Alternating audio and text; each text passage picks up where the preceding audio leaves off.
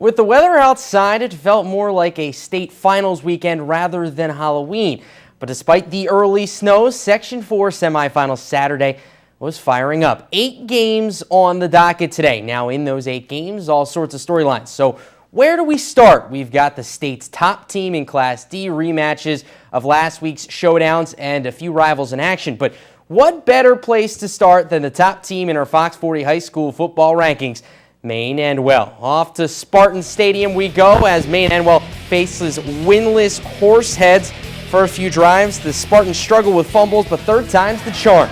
Luis Gacetta taking the pitch from 3 yards out, 7-0. Maine Andwell. A little bit later, extending that lead. Quarterback Kyle Gallagher showing off the gun as he finds a diving Robert Allen in the end zone.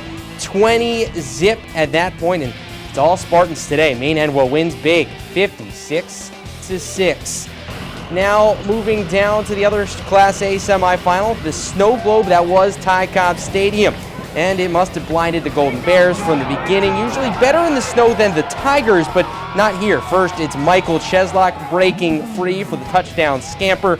UE up 7-0, and then the defense stepping in. Troy Bideau with the pick 6. One of 2 he had on the night. UE putting up 35 points in just the first quarter. And they go on to earn a spot in the section finals next week with a 54-18 victory. Across 17 back east to Alumni Stadium were some Johnson City fans making a snowman. But that's about as much as enjoyment as the Wildcats would get in this one. Down 28-0, but driving the Wildcats, going for it 4th and long.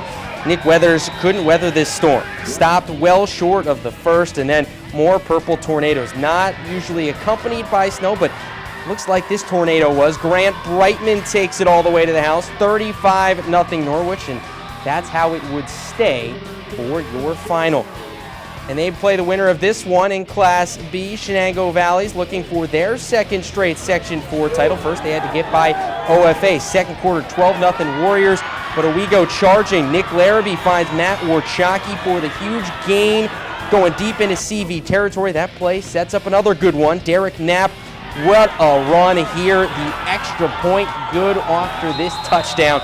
Only a 5-point game, but the Warriors put this one to rest in the second half. Adam Green powering it through on the run. Shenango Valley disposes of OFA 26-7. They move on to the Section 4 final to face Norwich. Now moving down to Class C, we head back to Tioga Stadium from this afternoon. First game of the day, and it's Green's defense kick-starting things off the Waverly punt. It's Keegan Serwinski and Mike Beckwith making the big play in the backfield. And that sets up this. Serwinski taking the handoff. This time he does it on offense, he does it on defense, pounding it in for the score, 13-0 Trojans. And then later on, Trojans driving again. This time Dan Dickman getting in on the action. Dickman moves and carrying people into the end zone for the 13-yard score. Green cruises 30-0. They shut out Newark Valley. And Green would face the winner of this game and have Waverly and Sydney first quarter. Dylan Gutierrez taking the handoff and getting in for the score. Wolverines taking a 7-zip lead.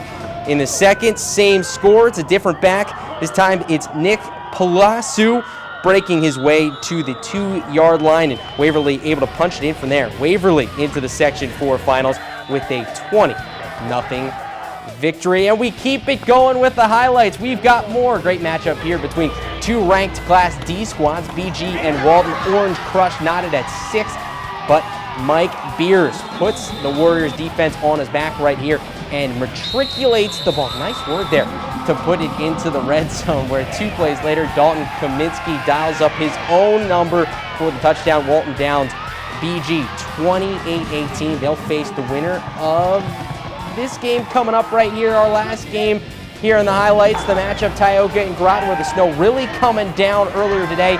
Already leading 16-0. The Tioga defense takes over. Turning defense into offense, Zach Williams picks up the Indian fumble, and he finds pay dirt in the process. 24-0 Tigers. Next possession, similar result this time. Ryan Ferguson picks off the fellow QB, and that'd be good enough to give Cody Bennett an opportunity to march in for 6th. Tioga tears apart Groton for the second time this season, winning 52-0.